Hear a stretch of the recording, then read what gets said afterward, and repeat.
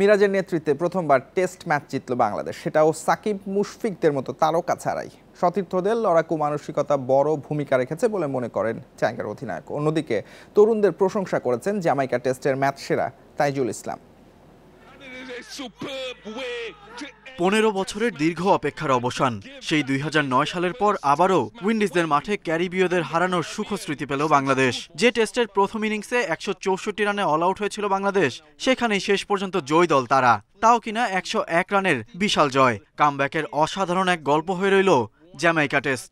এই কন্ডিশনটা ইজি ছিল না, প্রত্যেকটা প্লেয়ারের জন্য অনেক টাফ ছিল। সবাই মেন্টালি এরকম ছিল যে ম্যাচটা জিততে হবে, সবাই চেয়েছিল মন থেকে ম্যাচটা জেতার জন্য। সো এর জন্যই আমরা ম্যাচটা জিততে পেরেছি। 2009 সালে যার নেতৃত্বে প্রথমবার উইন্ডিজ বধে মেতেছিল টাইগাররা, নানা জটিলতায় এবার দলে নেই সেই সাকিব। সবচেয়ে অভিজ্ঞ মুশফিকও নেই ইনজুরিতে। দলের সাম্প্রতিক ফর্মও ভালো যাচ্ছিল না। দেয়ালে পিঠ থেকে গেলেই টাইগারদের সেরাটা বের হওয়ার সাক্ষী হয়েছে ক্রিকেট বিশ্ব। এখানে বেশ কিছু ইয়াং প্লেয়ার ছিল এবং সাম গাইজ ছিল যারা হয়তো বা 8-10 বছর ধরে খেলতেছে, but most of the player ছিল ইয়াং। তো সবাই ভালো একটা কমিউনিটি ছিল এবং সবার মধ্যে একটা ওই উৎফুল্লতা ছিল যে আমরা ম্যাচ জিতবো। তাইজুলের 15তম ফাইফারেই জয়ের গল্প লিখেছে টাইগাররা। প্রথম ইনিংসে গতির ঝড় তুলে নাহিদ রানাও নিয়েছিলেন 5 উইকেট।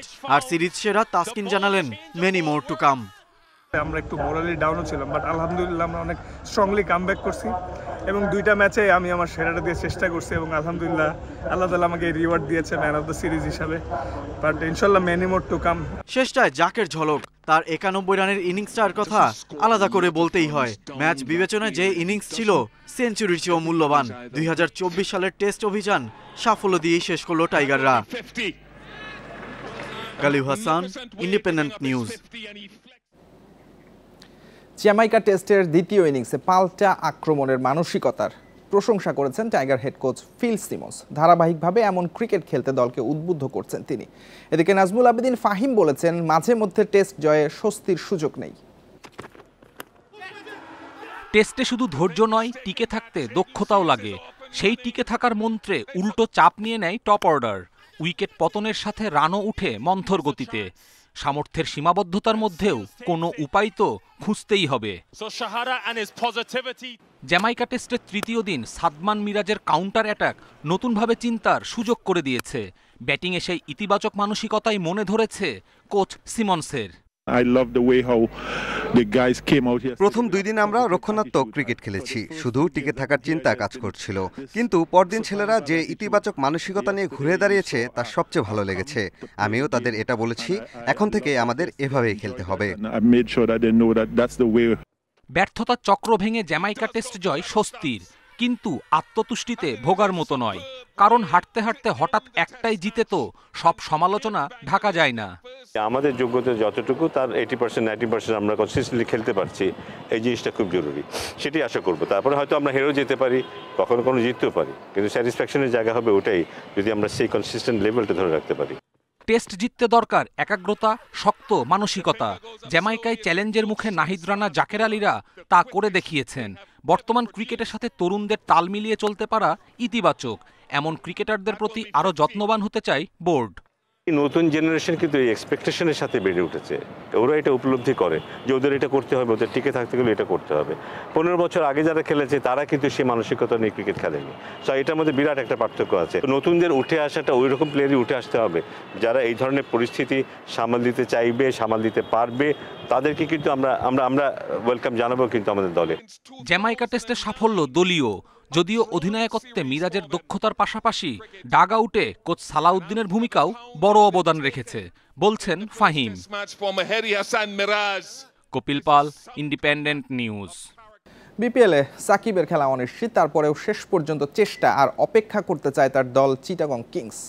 সাকিবের সাথেও যোগাযোগ রেখেছে দলটির মালিক সামির কাদের চৌধুরী। বিপিএলকে সামনে রেখে বিসিবির নানা আয়োজনকে ইতিবাচকভাবে দেখছে এই ফ্র্যাঞ্চাইজি। বিপিএল নিয়ে একের পর এক ধামাকা, সফল করতে নানা আয়োজন সরকার ও বিসিবির। এমন আয়োজন ইতিবাচকভাবে দেখছে দলগুলো। আসর সফল করতে, মানুষের আগ্রহ বাড়াতে কাজে দিবে বলছেন কিংসের মালিক। বিপিএলকে আরও এগিয়ে নিতে লভ্যাংশ ভাগাভাগি দরকার বলেও মনে করেন। আগে মানে এরকম হয়েছে নাকি না অ্যাটলিস্ট 10 বছরে আমি তো আর পার্সোনালি বলতে পারছি না, বাট আমি ওই একটা প্রোগ্রামে যেটাতে গিয়েছি ওটাতে গিয়ে মানে বুঝতে পারছি যে এরকমভাবে ওনারাও যারা অতিথি ছিলেন তারাও এরকম এক্সপিরিয়েন্স করেনি, তো সেই ক্ষেত্রে বলতে পারছি এটা একটা পজিটিভ।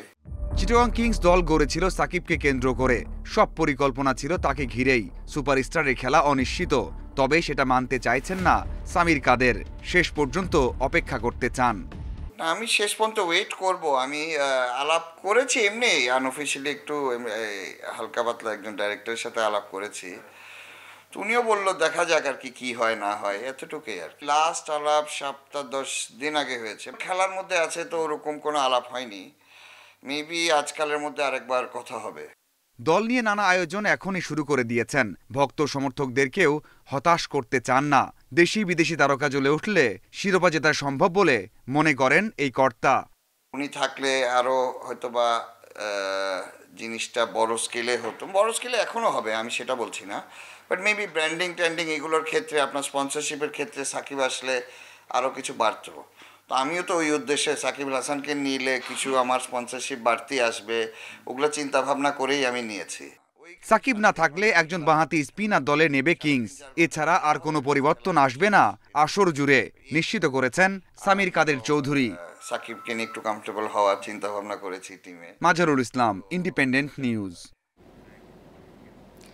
সাকিবের মতো মাশরাফি মুর্তজারও বিপিএল খেলা অনিশ্চিত। পরিবর্তিত পরিস্থিতিতে ক্রিকেটার মাশরাফির ভাগ্য ঝুলে আছে যদি কিন্তুর ওপর। ফিট থাকলে খেলার সম্ভাবনা বেশি জানিয়েছেন সিলেট স্ট্রাইকার্সের কর্ণধার মাহিন মাজহার।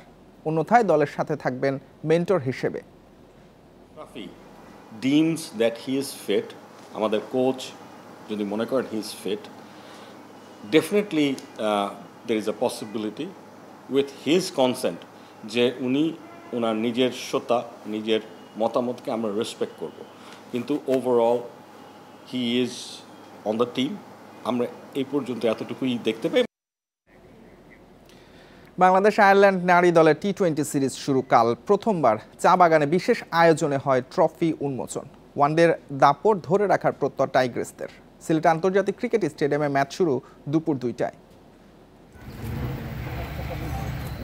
সিলেটের চা বাগানে বিশেষ সাজ পোশাকে টি-20 সিরিজের ট্রফি উন্মোচন নিগার সুলতানা ও গ্যাবি লুইসের। চা শিল্পের ঐতিহ্য ধারণ করা ফটো সেশন নিয়ে উচ্ছ্বসিত ছিলেন দুই অধিনায়ক। ওডিআই সিরিজে আইরিশ কন্যাদের 3-0 হোয়াইট ওয়াশ করে দারুণ ছন্দে বাংলাদেশের মেয়েরা। এবার শর্টার ফরম্যাটে লড়াই, বদল হয়েছে ভেন্যু। মিরপুরের দুটি সিলেটেও দেখাতে দল নিয়ে আত্মবিশ্বাসী টাইগ্রেস দলপতি। মোরাললেস সিলেটেই বেশি খেলি, সো এখানকার উইকেট অনেক বেশি ভালো, এবং যেহেতু ফরম্যাটটা ডিফারেন্ট, কোনো কিছু আসলে লাইটলি এভাবে নেওয়ার কোনো কিছু নাই। ম্যাচ বাই ম্যাচ পরিকল্পনা করে যাওয়াটাই আমার কাছে মনে হয় বুদ্ধিমানের কাজ হবে। নারী টি-20 র্যাঙ্কিংয়ে ভালো অবস্থানে নেই বাংলাদেশ। 9 নম্বরে থাকা টাইগ্রেসদের পেছনে আয়ারল্যান্ড।